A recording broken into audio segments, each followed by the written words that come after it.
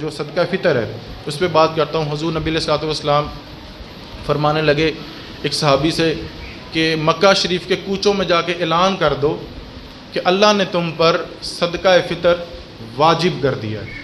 کی کر دیتا ہے؟ واجب کر دیا ہے۔ اس پہ ایک چھوٹی سی بریکی کا مسئلہ سمجھ لیں۔ ایک ہوتا ہے زکوٰۃ، ایک ہوتا ہے فطرہ۔ فطر زکوٰۃ آپ کے مال پر ہے، فطرہ آپ کی ذات پر ہے۔ جس کے پاس مال ہے 8 تولے سونا، 52.5 تولے چاندی، جنہوں پے نو سال ہو گیا ہے، مدت پوری ہوگی، اس پر زکوٰۃ واجب ہو جائے گی۔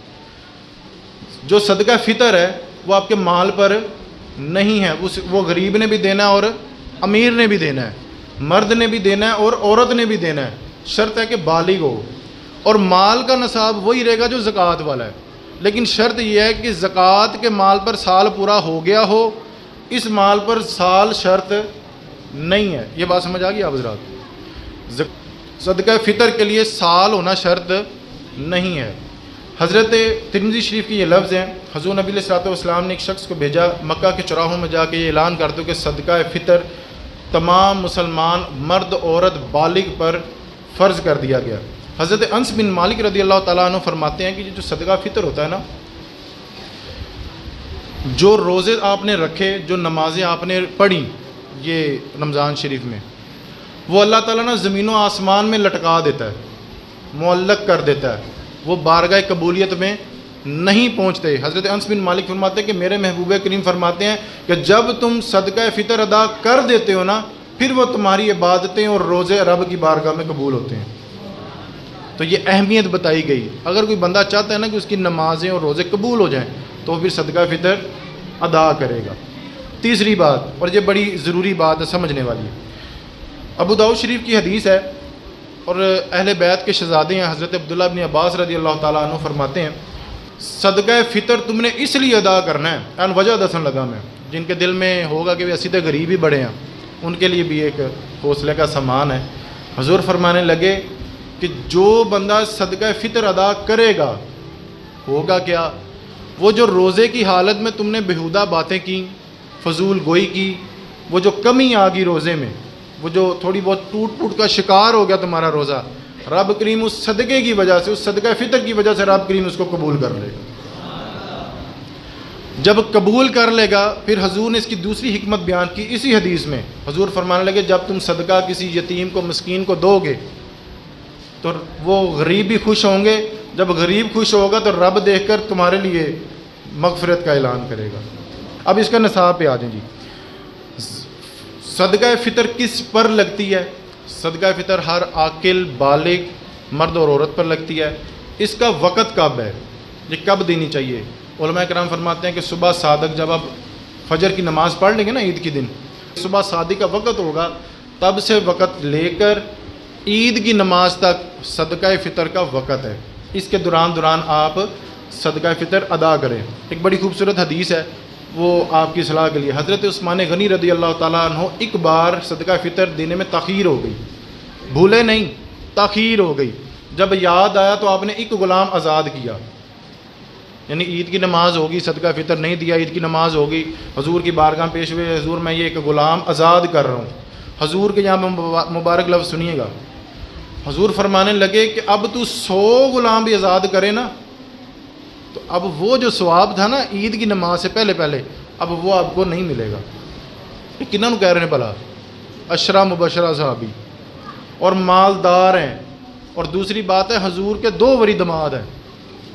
اتنی بڑی شخصیت کو حضور فرما رہے ہیں کہ اب آپ کو وہ ثواب نہیں ملے گا۔ حالانکہ ثواب تو حضور دلوا ہی سکتے ہیں نا رب کریم کی بارگاہ سے، حضور کے اختیار میں کیا چیز نہیں ہے، لیکن ہماری اصلاح کے لیے کہ آپ نے سستی نہیں کرنی۔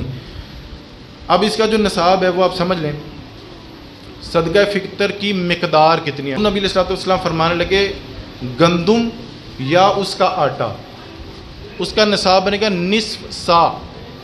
سا عربی لفظ کا لفظ ہے، یہ ہمارا جو یہاں کا جو ماحول ہے نا وہ تقریباً بنتا ہے 1 کلو تے 920 گرام گندم دا آٹا، یا گندم 1 کلو تے 920 گرام، یعنی اوسطاً تسی 2 کلو کر لو، آسانی کے لیے رہ جائے گا نا۔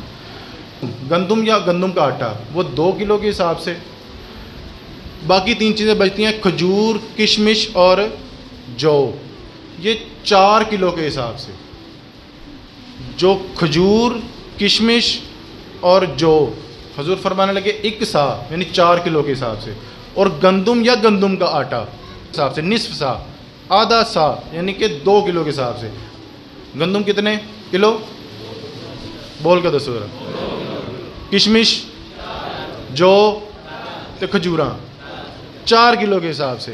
یہ ہمارے پاکستان کا جو ریٹ طے ہوا نا، اس کے مطابق آپ نے رات کو منڈی سے ریٹ طے کر لینا ہے، اس کے مطابق دینا ہے۔ اب ضروری نہیں کہ گھر میں بچے بھی ہیں، یعنی کہ 5 فرد ہیں، میاں بیوی 3 ان کے بچے ہیں، یہ میں مثال دینے کے لیے آپ کو سمجھا رہا ہوں۔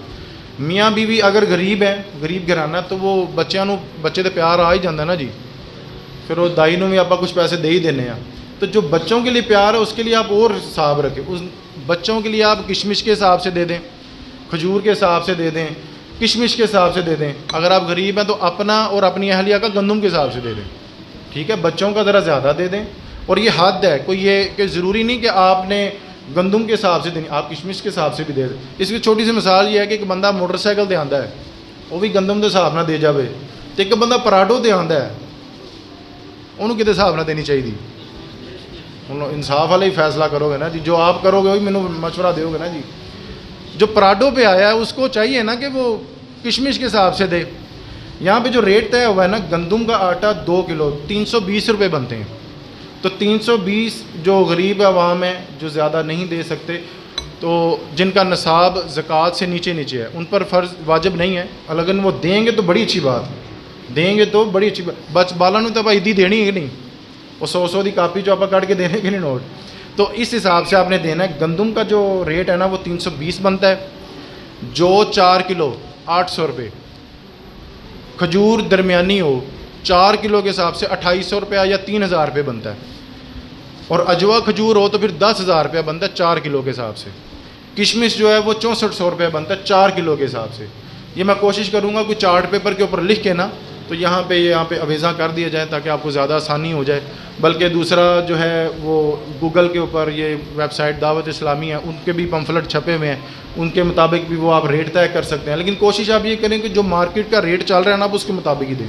اج آٹے دا ریٹ پتہ کر لو، گندم دا ریٹ پتہ کر لو، 2 کلو کے حساب نہ تسی فی بچے دا فی فرد دا فطرہ کٹ کے فجر دی نماز تو بعد عید دی نماز تو پہلے نہیں دینا، ارادہ نہیں لگتا تھوڑا، ہاں جی، وہ تسی دے دینا ہے۔ یہ دیو گے تو تواڈے روزے قبول جے، یہ حضور نے مہر لگا دی نا، یہ دیو گے تو تواڈیاں نمازاں قبول جے، یہ دیو گے تو رب کریم دی مغفرت دے حقدار بنو گے۔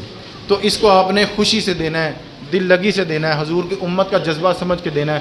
اپنے رشتہ داروں کے گھر جائیں اور کچھ نہ کچھ لے کے جائیں، ضروری نہیں کہ آپ نقدی ہی دیں، اس پیسے سے آپ کچھ نہ کچھ راشن لے لیں۔